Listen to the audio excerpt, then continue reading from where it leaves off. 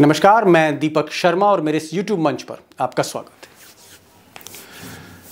दोस्तों, देश का सेमीफाइनल उत्तर प्रदेश का विधानसभा चुनाव आधी दूरी तय कर चुका है। आप यूं कह सकते हैं कि बस अब कुछ फेज के चुनाव बाकी हैं और 10 मार्च को नतीजा है। लेकिन इस बीच मझधार में, इस बीच दूरी में, या यूं कहें बीचों बीच, जैसे मुल्क के बादशाह नरेंद्र मोदी और उनके चाणक्य अमित शाह का रथ फंस गया हो बीच मझधार में। उनके चेहरे पर आप हताशा देख सकते हैं, निराशा देख सकते हैं, कहीं कहीं जबान फिसल रही है और कहीं कहीं गुस्सा है जो कैमरे पर, मंच पर दिखता है। और हताशा का आलम यह है कि मोदी जी अब नमक की बात करने लगे हैं, नमक हलाली की, कि हमने तुम्हें 15 रुपए किलो नमक दिया, क्या तुम वोट दोगे? इस स्तर पर बातचीत, संवाद हो रहा है। और आज चाणक्य ने, अमित शाह ने कहा कि वो प्रधानमंत्री हैं जिन्होंने दलितों के पैर धोए। ये स्तर नीचे नीचे आ रहा है। और दूसरी तरफ जो उनके विधायक हैं, आधे से ज़्यादा विधायक और खासकर ठाकुर विधायक जो योगी आदित्यनाथ के खास हैं, वो ज़्यादातर वोटरों को पाकिस्तान भेज रहे हैं। इस हताशा के पीछे दोस्तों, अगर सच कहूं तो चाणक्य के 3 फार्मूले जो उन्होंने बनाए थे फर्स्ट, सेकंड, थर्ड फेज के लिए, वो तीनों फार्मूले फेल हुए और इसीलिए यह हताशा बढ़ रही। पहला फार्मूला जो उन्होंने तैयार किया था, पहला मंत्र जो तैयार किया था, वो था कि पश्चिम में जाट और मुस्लिम के बीच में एक दरार पैदा करना। और अमित शाह ने और योगी ने अपना जो पूरा कैंपेन था जानबूझकर कैराना से शुरू किया, पलायन का मुद्दा उठाया, दंगों का मुद्दा उठाया। लेकिन ये फार्मूला इसलिए फेल हुआ क्योंकि जाट और मुस्लिम हर हर महादेव, अल्लाह अकबर मंच से बोल रहे थे, वो बिखरे नहीं। चुनाव का फेज 2 और यहां जो चाणक्य का फॉर्मूला था, वो फॉर्मूला ये था कि जो मुस्लिम बेल्ट है, रोहेलखंड, सहारनपुर, बरेली, शाहजहांपुर, अमरोहा, मुरादाबाद, इस बेल्ट में अगर मुस्लिम स्प्लिट हो जाए बीएसपी और समाजवादी पार्टी में, तो बीजेपी निकल सकती है। उन्होंने कोशिश करी, मायावती ने उनके इशारे पर ज़्यादातर मुसलमानों को टिकट भी दिए, लेकिन मुस्लिम एक मुश्त गठबंधन पर गया। और यहाँ दूसरा फॉर्मूला चाणक्य का फेल हुआ। और तीसरा फॉर्मूला जो उन्होंने तैयार किया था अपनी लैब में चुनाव की, वो था कि जब यादव बेल्ट में थर्ड फेज में ये चुनाव जाता है, तो ये जो परिवार है मुलायम सिंह का, इसको स्प्लिट कराओ, फैमिली स्प्लिट कराओ। अपर्णा यादव का आपने देखा ही, जिस पर मैंने खबर करी थी, उनको किस तरह से, किस हालात में उनको बीजेपी ज्वाइन कराई गई। और उसके बाद शिवपाल के बाकी साथियों को स्प्लिट किया गया। राम गोपाल से भी कहीं ना कहीं उनके लड़के को लेकर और उनके खिलाफ जो सीबीआई इंक्वायरी थी, वो डराया गया उनको। और अंततः मुलायम सिंह के समधी हरि ओम यादव, इनको परिवार से अलग कर दिया गया और साइकिल से उतारकर कमल पर बैठाया गया। लेकिन हरिओम यादव जो फिरोजाबाद से चुनाव लड़ रहे हैं, पूरी यादव बिरादरी, खासकर सैफई की रिश्तेदारी में, वो हरिओम यादव के खिलाफ हो गई, मुखालिफ हो गई और हरिओम यादव का ही बहिष्कार कर दिया। यानी तीसरा फॉर्मूला भी चाणक्य का फेल हुआ। और इसीलिए चाणक्य पिछले कई दिनों में जो मेरे पास सूचना आ रही है, उनकी मोहन भागवत से, उनकी अरुण कुमार जो आरएसएस में बीजेपी का कोऑर्डिनेशन देखते हैं, जो तीसरे बड़े पदाधिकारी हैं, उनसे गुफ्तगू हुई। मोदी जी के साथ कई राउंड बैठक हुई है, स्वतंत्र देव सिंह के साथ बैठक हुई है अमित शाह की, धर्मेंद्र प्रधान, अनुराग ठाकुर के साथ बैठक हुई, योगी जी के साथ बैठक हुई है। और एक फार्मूला उन्होंने नया बनाया है। इस पर आज का वीडियो का कई खुलासे मैं आज करने जा रहा हूं, खासकर रणनीति क्या है और ये चुनाव किस तरफ जा रहा है और बीजेपी का हाल किया है जमीन पर। दोस्तों, अमित शाह को जो मैंने पिछले 20 सालों से देखा है और उनको जो कवर किया है, बीजेपी में कवर किया है या उनको पार्लियामेंट में मैंने देखा है, अमित शाह के बारे में जो उनके करीबी लोग बताते हैं, वो एक चीफ एग्जीक्यूटिव ऑफिसर की तरह काम करते हैं।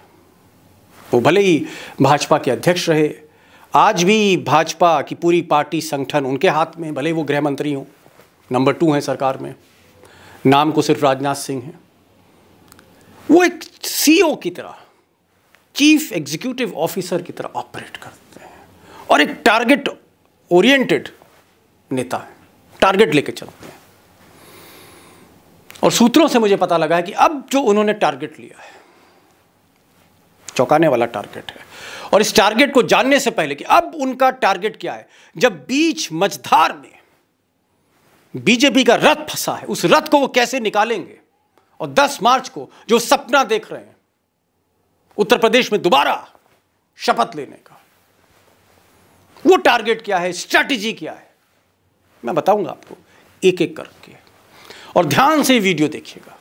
लेकिन उससे पहले मैं चाहता हूं कि आप पहले 3 फेज जो अभी तक जो चुनाव हुए हैं, मतदान हुए हैं, फर्स्ट, सेकंड, थर्ड, ये फेज देख लीजिए कि इस फेज में 2017 में अमित शाह ने क्या टारगेट अचीव किया था।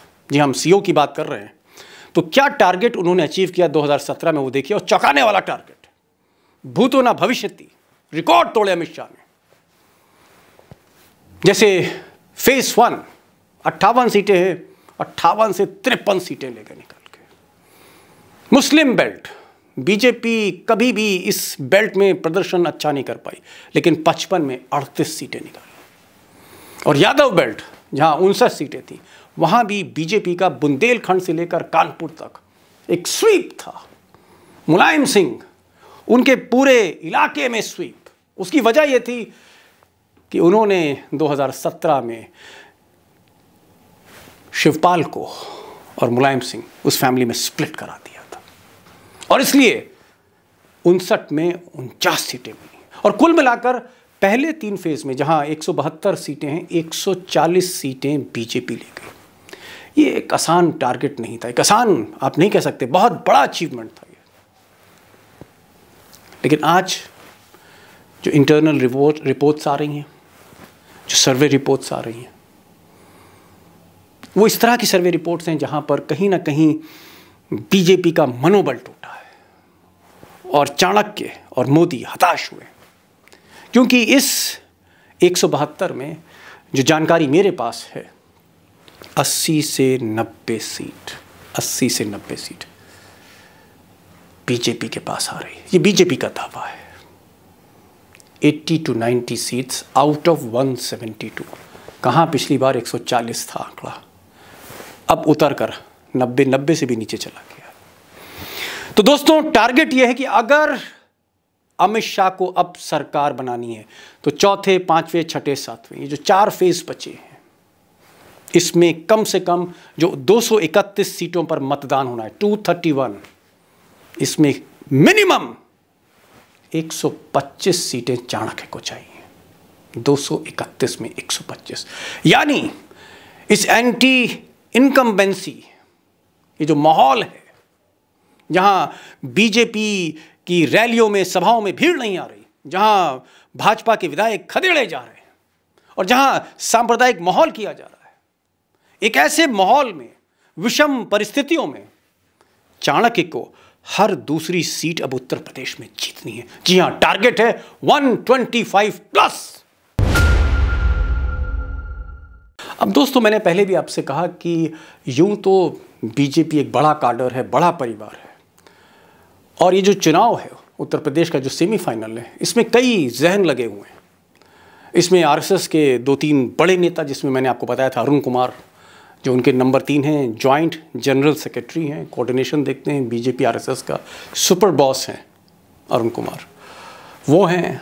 धर्मेंद्र प्रधान, जो पेट्रोलियम मिनिस्टर थे, अब शिक्षा मंत्री हैं देश के, मोदी शाह के बहुत करीबी, और सारी फिनेंसेस, सारी स्ट्रैटेजी वो देख रहे हैं, धर्मेंद्र प्रधान हैं। अनुराग ठाकुर, जो सूचना प्रसारण मंत्री हैं, इस वक्त देश के और बहुत लाडले हैं अमित शाह के, वो हैं लगातार लखनऊ में बैठे हुए हैं। मोदी जी का पूरा ओवरऑल सुपरविजन है इसमें, मोहन भागवत का सुपरविजन है।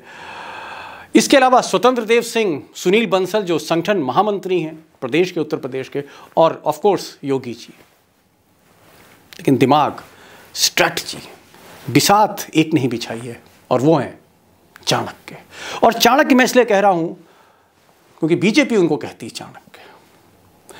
2014, 2017, 2019 3 हैट्रिक लगाने के बाद अमित शाह जिस तरह से बीजेपी में हावी हुए हैं, शायद ही बीजेपी के इस 30-35 साल के इतिहास में शायद ही इस तरह का कोई सशक्त नेता आया हो।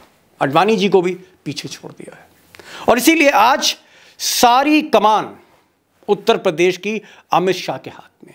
इन्हीं मोदी जी ने महीने भर पहले, 1.5 महीने पहले, उत्तर प्रदेश को 3 हिस्सों में डिवाइड कर दिया था। पश्चिम अमित शाह, अवध और गोरखपुर नड्डा साहब, और पूर्वांचल राजनाथ सिंह। लेकिन नहीं, ऐसी स्थिति नहीं है। जब बीजेपी ने एक मुश्किल चुनौती, मुश्किल वक्त देखा, चुनाव हाथ से निकलता देखा, तो सारी कमान इस वक्त अमित शाह के पास है। और अमित शाह, आप यकीन करिए, एक एक दिन में 3-3, 4-4 रैलियां कर रहे हैं। और अगर पिछले एक हफ्ते में आप देखेंगे, रायबरेली, लखनऊ, लखीमपुर, पीलीभीत, प्रतापगढ़, आज प्रयागराज, बाराबंकी, कोई ऐसा जिला नहीं है जहां पर अमित शाह ने रैली ना करी, पदाधिकारियों से बात नहीं करी, कार्यकर्ताओं से बात नहीं करी, उम्मीदवारों के साथ स्ट्रेटेजी ना बनाई हो। क्योंकि इस डगमगाते बीजेपी के जहाज को वो किसी तरह से संभालना चाहते हैं। टास्क बहुत मुश्किल है, क्योंकि ये जो रथ है ना अखिलेश का, जो जयंत चौधरी के छोर से पश्चिम से शुरू हुआ और पूरब की तरफ बढ़ रहा है, इस भीड़ को, इस रथ को, इस समर्थन को, इसका सामना करना, मुझे लगता है चाणक्य के अब तक के कैरियर की सबसे मुश्किल चुनौती है। और इसीलिए वो खुद अब मैदान में उतर गए। गलत नहीं होगा, ये फाइट अब अमित शाह बनाम अखिलेश है। दोस्तों, सच तो यह है कि बीजेपी में जो मंथन हो रहा है और जिस तरह की खबरें वहां से आ रही, वो अच्छी नहीं है। और एकाध पदाधिकारी जो नाराज से हैं सरकार से, सत्ता से, बीजेपी से, अमित शाह से, उनका ये कहना है कि इस समय अमित शाह जीत के लिए नहीं, विजय के लिए नहीं, कोई बहुत बड़ा अचीवमेंट के लिए नहीं, वो उत्तर प्रदेश इस वक्त अपना मान बचाने के लिए, उनकी जो लड़ाई है मान बचाने की, किसी तरह से 200 टच कर लें, 180 टच कर लें, बुरी हार का सामना ना हो। 300 भले ही मंच से बोल रहे हो, लेकिन हकीकत यह है कि अमित शाह राजनीतिक अस्तित्व की लड़ाई लड़ रहे हैं। उनको पता है कि अगर उत्तर प्रदेश हाथ से निकल गया तो बिहार, हरियाणा जाते देर नहीं लगेगी। और फिर जो विद्रोह है, जो बाकी स्वर हैं, चाहे वो सुब्रमण्यम स्वामी हो, मेनका गांधी हो, वरुण गांधी हो, इस तरह के लोग, जिसमें गडकरी और आप कह सकते हैं कहीं ना कहीं राजनाथ सिंह, वो भी हो सकते हैं उन बागियों में जो विद्रोह कर सकते हैं। हो सकता है शुरुआत सुब्रमण्यम स्वामी या वरुण गांधी करें, लेकिन हो सकता है उस सुर में नितिन गडकरी का भी सुर मिले और आरएसएस का भी सुर मिले, इस गुजरात लॉबी के खिलाफ। ये अमित शाह को मालूम है, इसलिए अस्तित्व की लड़ाई है। और सूत्र बताते हैं अमित शाह की 2 स्ट्रैटेजीज हैं। ये 2 स्ट्रैटेजीज जिस पर अब वो काम कर रहे हैं, फोकस कर रहे हैं। एक, उन्होंने हाल में लखनऊ में मीटिंग करी, उस मीटिंग में उनके आईटी सेल के लोग थे, कुछ आरएसएस के थिंक टैंक्स थे, और इनका ये मानना है कि अभी भी अगर सांप्रदायिक ध्रुवीकरण, अभी भी अगर माहौल को गर्म किया जाए, तो जिन पॉकेट्स में मुस्लिम हैं, हिंदू हैं, जहाँ ट्रेडिशनली इस तरह का तनाव होता है और सांप्रदायिक ध्रुवीकरण का लाभ वोट में मिलता है, ऐसी बहुत सी सीटें हैं लखनऊ से लेकर गोरखपुर और बनारस तक। और इसलिए आप देखेंगे, गौर करेंगे कि एक के बाद एक बीजेपी के जो उम्मीदवार हैं उनके वीडियोस सोशल मीडिया में वायरल किए जा रहे हैं। वो चाहे दाढ़ी काटकर सर पे लगाने की बात हो, वो चाहे पाकिस्तान भेजने की बात हो, वो चाहे मियाँ भाई को गद्दार कहने की बात हो, इस तरह की जो बातें हैं बहुत आपत्तिजनक है। अच्छा नहीं लगता बोलने में, अच्छा नहीं लगता मुझे कि मैं ऐसी बातों को अपने वीडियो में शेयर करूं, लेकिन ऐसी बातें हो रही हैं, कई कंस्टिट्यूएंसीज में हो रही हैं और इलेक्शन कमीशन चुप है। आप खुद देखिए, 2-4 आप बाइट सुनिए और आपको लगेगा कि इलेक्शन कमीशन किस तरह से पैरालाइज्ड हो चुका है। बताए तो कौनो मियाँ हमें वोट दे तो जान ले, यह गांव के जौन हिंदू अगर दूसरे तरफ जात बा तो की जान लो ओकरे अंदर मियाँ के खून दौड़त बा। ठीक है ना? ठीक है। वो गद्दार है, वो जयचंद की नाजायज औलाद है, वो अपने बाप की हरामखोर औलाद है। इतना अत्याचार होने के बाद भी हिंदू अगर दूसरे तरफ जाता है तो उसको सड़क पर मुंह दिखाने लायक नहीं रखना चाहिए। हिंदुस्तान का हिंदू अगर एक बार जाग गया ना तो ये दाढ़ी यहाँ से नोच के यहाँ पीछे चुटिया बना देगा।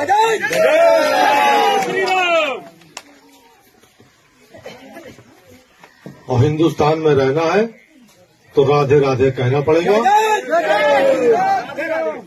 और वरना बंटवारे के समय जो सब पाकिस्तान गए थे आप भी चले जाइए, यहाँ कोई जरूरत नहीं। तो एक तरफ सांप्रदायिक ध्रुवीकरण, जिसके लिए चुन चुन कर जो योगी के इस तरह के जो विधायक हैं, जो माहौल गर्म करने में एक्सपर्ट हैं, उनको बाकायदा एक स्क्रिप्ट दी गई है कि ये स्क्रिप्ट आपको पढ़नी है मंच से, और फिर बीजेपी की जो आईटी टीम है उनको उसको वायरल करना है, माहौल ख़राब करने, व्हाट्सएप पर, सोशल मीडिया पर, फेसबुक पर, ट्विटर पर।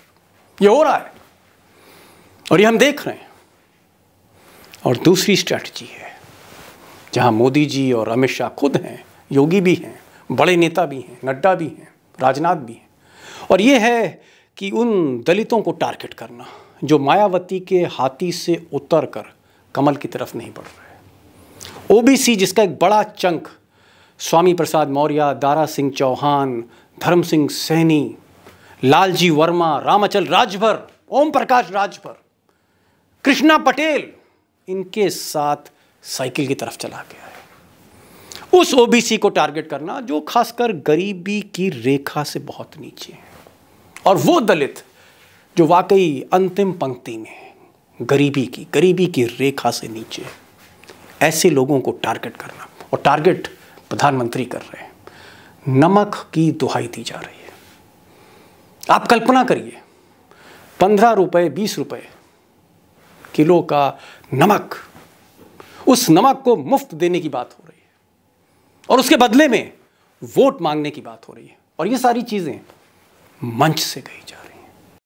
उस वीडियो जो मेरे पास पहुंचा उसमें उस गरीब महिला बुजुर्ग मां से पूछा कि आपके यहां चुनाव कब है, और मजा ये है उस मां ने सही तारीख बताई, लेकिन उसके साथ साथ ये भी कह दिया मां ने, ताकि वो आकर के सर खाए नहीं, नया सवाल पूछे नहीं।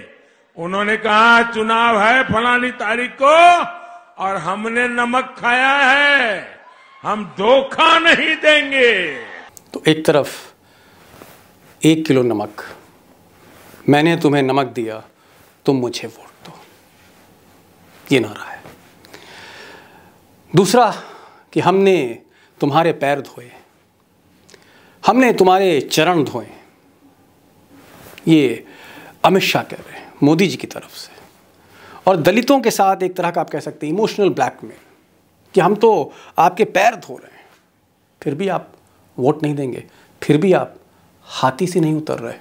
मोदी जी ने सफाई कर्मचारियों के, दलित भाइयों के पैर धोने का काम किया।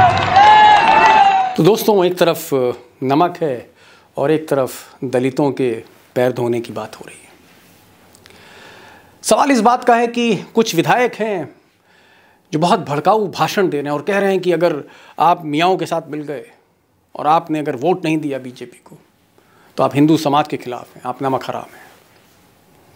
और दूसरी तरफ प्रधानमंत्री कह रहे हैं कि वो नमक याद रखिएगा कि वो नमक जो आपको दिया गया, यानी नमक हलाल बनिए, नमक हराम और नमक हलाल दोनों में से किसी को चुनिए। ये स्तर है, ये लेवल है। मुझे लगता है कि इस पर बहुत तफसील से जाना मुनासिब नहीं है। एक स्तर मेरा भी होना चाहिए और आपके साथ संवाद का भी एक स्तर होना चाहिए, इससे नीचे हम लोग नहीं जा सकते। लेकिन एक बात मैं कहना चाहता हूँ, चाहे जो भी दौर आया हो, गुलामी का दौर हो, अंग्रेज़ों का दौर हो, नमक हलाली, नमक के बदले इस तरह का एक्सपेक्टेशन, उम्मीद अंग्रेज़ों ने भी कभी हिंदुस्तानियों से नहीं रखी। एक चीज़ मैं और कहना चाहता हूँ कि अगर किसी गरीब को, एक बहुत ही निचले तबके के आदमी को अगर आप नमक देते हैं, 2 रोटी देते हैं खाने की, क्या उससे भी आप उम्मीद करेंगे?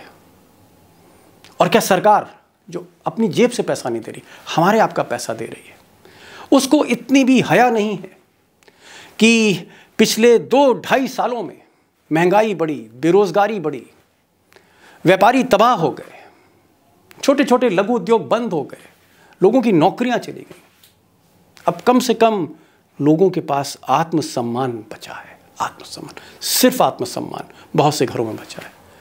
कम से कम इस बादशाह को उस आत्मसम्मान को भी नहीं लेना चाहिए, उतना तो छोड़ दीजिए।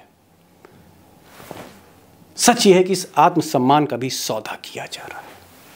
नमक, चीनी, चना, 1 लीटर तेल की दुहाई देकर। तो दोस्तों, आज बस इतना ही। चौथा चरण के बाद 5वां, 6ठा, 7वां और 10 मार्च को फैसला है। एक चीज़ मैं कहना चाहूँगा कि जो हवा का रुख है वो बहुत साफ है, स्पष्ट है, क्योंकि एक तरफ अमित शाह की, मोदी जी की जो बॉडी लैंग्वेज है वो आपको एक शिकस्त का एक रिफ्लेक्शन है, जो उनकी बॉडी लैंग्वेज अगर आप देखें, और दूसरी तरफ अगर अखिलेश को आप देखते हैं तो वो जो ऊर्जा रोज बढ़ रही है, मुझे लगता है कि वो भीड़ है जो बढ़ती जा रही है, वो समर्थन है जो बढ़ता चला जा रहा है। और मैं फिर कहूँगा कि अगर इस वेव को, इस समर्थन की वेव को, इस रथ की रफ्तार को अखिलेश बरकरार रखते हैं अपने जितने भी गठबंधन के साथी उनके साथ, तो 10 मार्च को नतीजे वाकई चौंकाने वाले हो सकते हैं। तो आज बस इतना ही।